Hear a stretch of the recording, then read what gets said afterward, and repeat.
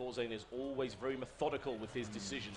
If he's doing this in this order, he's doing it for a very specific reason. Tank on the way up there, perhaps for a Hellion Marine and a tank-supported push, and we've seen that before, but of course last time I don't believe it had siege mode, and of course it was cut off.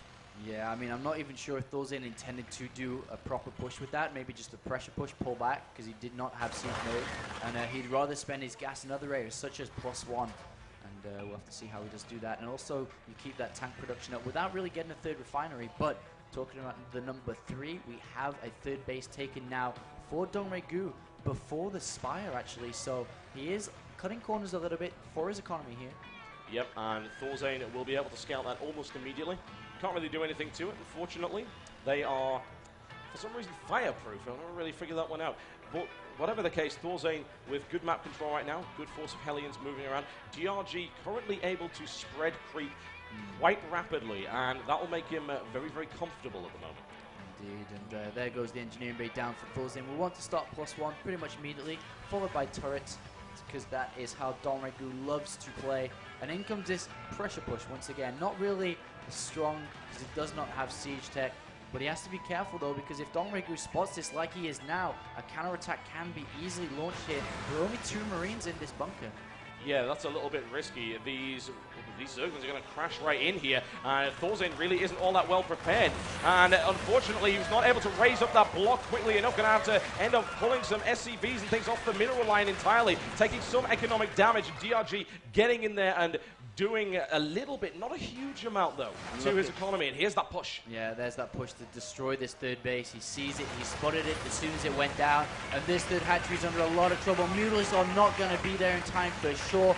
Third base of Dongraegu is going to go down, and in a game this close, that is everything. Yes, it is, and I said before, I'll say it 1,000 times again because it continues to be true. ThorZain never does anything without a reason. If he didn't take siege tech, that's because he designed this force for one thing, to kill that third, and that's exactly what it did. Moved away, taking no losses. Very nicely done there by ThorZain. And Dongraegu should probably double expand here, or he's got 2 choices: double expand or go for an attack. Going for an attack against such a solid defensive player like ThorZain, probably bad, but he's going to try and cut these units off with the Mutalisks here as well. Yeah, ThorZain with a few problems with that tank, evidently needs to stay off the booze, whatever the case, moving around, and in comes everything that DRG can throw at that force. ThorZain immediately backing away, knowing that he'll take damage, but he cleans that up quite nicely. The tank lives! And that is really nice for ThorZain, taking minimal damage there while doing so much damage to that third base. And are we going to see a sweet topple over this Korean player? +1 is about to finish now. Multiple turrets being thrown up in that base, knowing the damage available for Dongraegu with these Mutalisks. They are so good. And no starport yet. All third base has been kind of put down for ThorZain. He will definitely be looking to go once again with this +1 attack. Yeah, DRG is going to pick up a macro hatchery. No, in fact, he's not. He's going to double expand and a macro hatchery right here. Trying to get back into this game in quite the interesting manner. Trying to exploit the fact that ThorZain's gonna, he's playing a bit defensively right now. He doesn't want to move out. He's afraid of the Mutalisks. He's seen the harassment. The thing is, if ThorZain just rolls forward, yeah, this is what I think he's going to do. A force of that size. The thing is, when you kill that third base, what you're actually doing is stopping the gas income for a Zerg player, which means Mutalisks are going to be low. There's no Baneling Nest, there's no Baneling, well, there is a Baneling Nest, sorry, there's no Baneling speed, but he does not have the gas to morph a lot of Banelings here. And this push from ThorZain is pretty strong here with that +1. Yeah, DRG deliberately using these Mutalisks to try and delay it. There's a tank that got to the back. That's potential. Yes, indeed. He picks it off. And this is what he has to do for the most part. He's getting up Baneling speed. He knows what he needs, but he doesn't have the time yet. He's trying to create time for himself.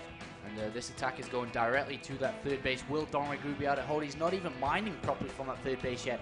This is how fast this follow-up is coming, and how is ThorZain going to react. It's all about this engagement here. Yes, it is, and he's clearing out the creep, knowing that Banelings are the biggest threat right here. Poking up there, Spinecrawler eliminates a Hellion. There's a quick scan, and it also saw the Banelings morphing at the back. That's useful information for ThorZain. He'll be able to prepare. And he needs to get some kind of spotting vision on that higher ground, or Mutalisks are going to go all day long to that. And he unsieges actually, and is he going to retreat here? I think he doesn't really have an option because of those Banelings coming in from the side. He needs to deal with those links almost immediately, and the Banelings crash on through.